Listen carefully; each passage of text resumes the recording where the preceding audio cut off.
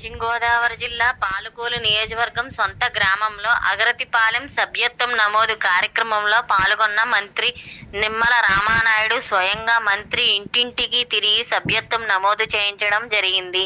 తక్కువ సమయంలోనే సభ్యత్వం నమోదులో 70,000కు చేరువలో ఉన్న పాలకొల్లు నియోజకవర్గం ఉందని అన్నారు.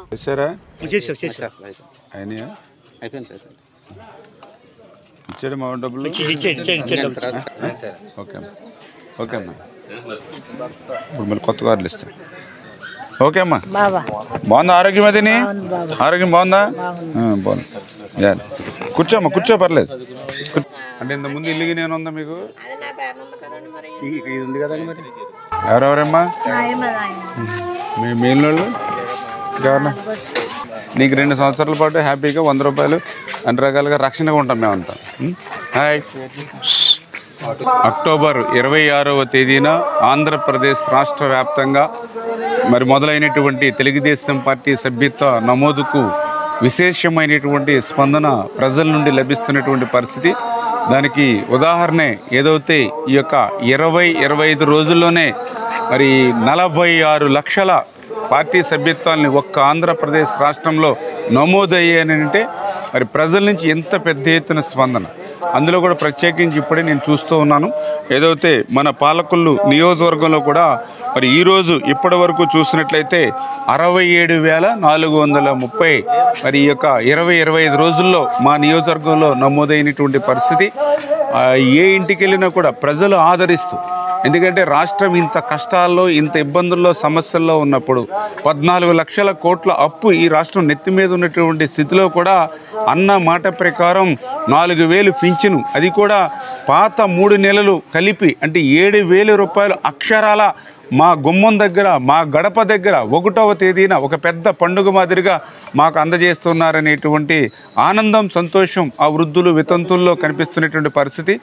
అదేవిధంగా ఎవరైతే 3,000 రూపాయల దివ్యాంగుల పింఛన్ని అన్నమాట ప్రకారం 6,000 రూపాయలు, 10,000 రూపాయలు, 15,000 రూపాయలు అందిస్తూ ఉన్నారనేటువంటి సంతోషం, ఆనందంతో అటు దివ్యాంగుల కుటుంబాలు కానీ, అదేవిధంగా ఏదైతే యువత కూడా ఈ యొక్క 5 నెలల్లోనే మరి డిఎస్సి 16,000 పోస్టులు ఇవాళ నోటిఫికేషన్ వేసి మళ్ళీ యువతకు ఒక ఉద్యోగ ఉపాధి అవకాశాలు కల్పించేటువంటి విషయంలో ఎన్డీఏ ప్రభుత్వం చేస్తున్నటువంటి కృషి కానీ, అదేవిధంగా గతంలో ఏదైనా మనం పట్టణానికి ఏ పని మీద వెళ్ళినా, హాస్పిటల్ కానీ, ఏదైతే షాపింగ్ కానీ, ఏ పని మీద వెళ్ళినా కూడా మరి ఆ యొక్క హోటల్కి వెళ్ళి భోజనం చేయాలని అంటే 150 రూపాయలు, 200 రూపాయలు వెచ్చించవలసి ఉండేది.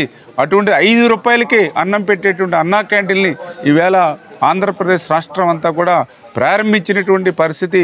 చాలా సంతోషం అనేటువంటి విషయాన్ని వాళ్ళు చెప్పడం కానీ, అదేవిధంగా ఏదైతే 3 గ్యాస్ సిలిండర్లు సంవత్సరానికి ఫ్రీగా మరి ఇచ్చేటువంటి విధంగా మా యొక్క మహిళల ఆరోగ్యాన్ని కాపాడేటువంటి విధంగా ఈ యొక్క ఎన్డీఏ ప్రభుత్వం తీస్తున్నటువంటి కృషి.